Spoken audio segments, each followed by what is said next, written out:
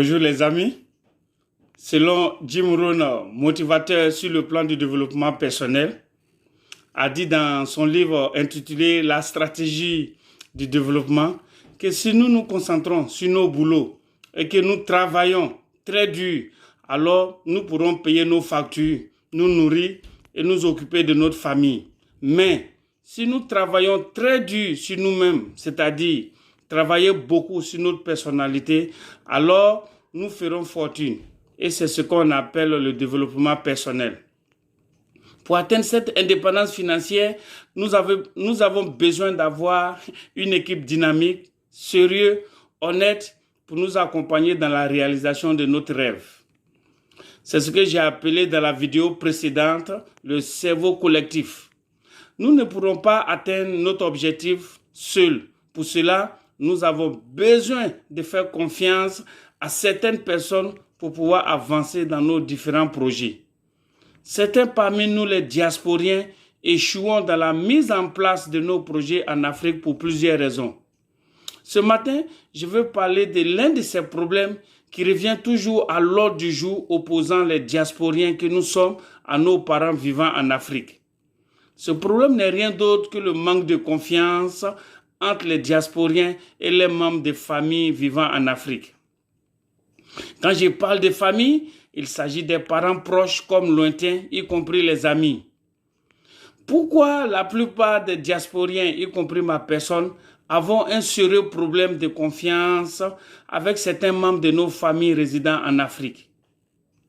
Je viens à travers cette vidéo pour vous donner mon point de vue et expliquer à nos parents que le fait d'avoir un ami, un parent, un frère, une tante, un neveu ou une cousine vivant en Occident devrait être un bonheur partagé et non source de conflit.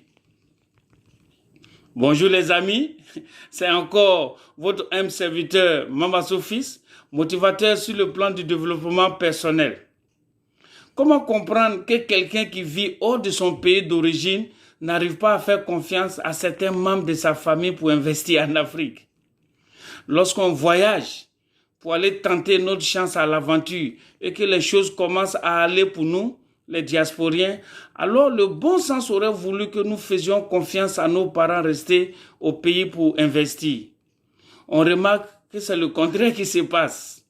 Par exemple, un salon de coiffure pour une petite sœur réalisé par un diasporien qui s'est mal terminé, un investissement dans une ferme qui a échoué, un taxi qui a été envoyé à un frère qui a mal tourné, de l'argent envoyé pour résoudre un problème et le montant a été détourné pour d'autres besoins. Bref, si je vais citer les exemples ici, on ne finira pas. Ce que je peux dire à mes jeunes frères et sœurs vivant en Afrique, si moi, Mambasso Fils, j'avais vécu en Côte d'Ivoire et que j'avais eu la chance d'avoir un membre de ma famille, un ami ou une connaissance vivant en Occident, c'est sûr et certain, j'allais créer une confiance totale envers ce dernier à telle enseigne que je serais devenu le premier de ma génération.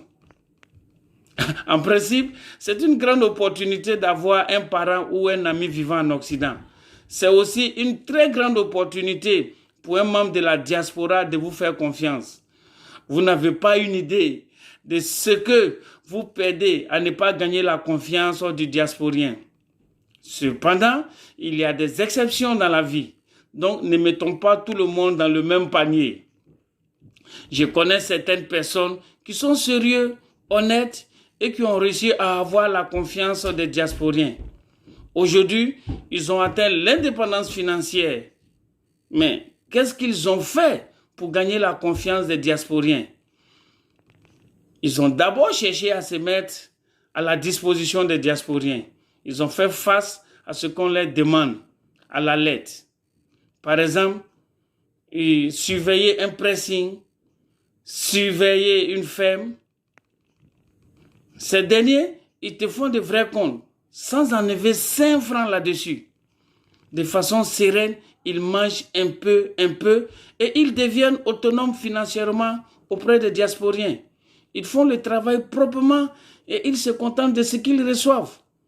Si vous avez un seul diasporien qui est prêt à vous confier des petites tâches, au fur et à mesure, ces tâches vont commencer à grandir.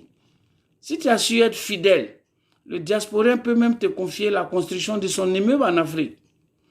Si vous avez pu montrer intègre et loyal, beaucoup de diasporiens aimeraient avoir quelqu'un sur place en Afrique pour les aider à faire leurs courses. Par exemple, lorsqu'une personne vous dit qu'il est coursier d'une société de la place, qu'est-ce que vous pensez qu'il fait comme boulot? Il est chargé de faire des courses, aller remettre un document, récupérer un chèque. En un mot, c'est quelqu'un qu'on envoie et en retour, il perçoit un salaire qui lui permet de vivre décemment.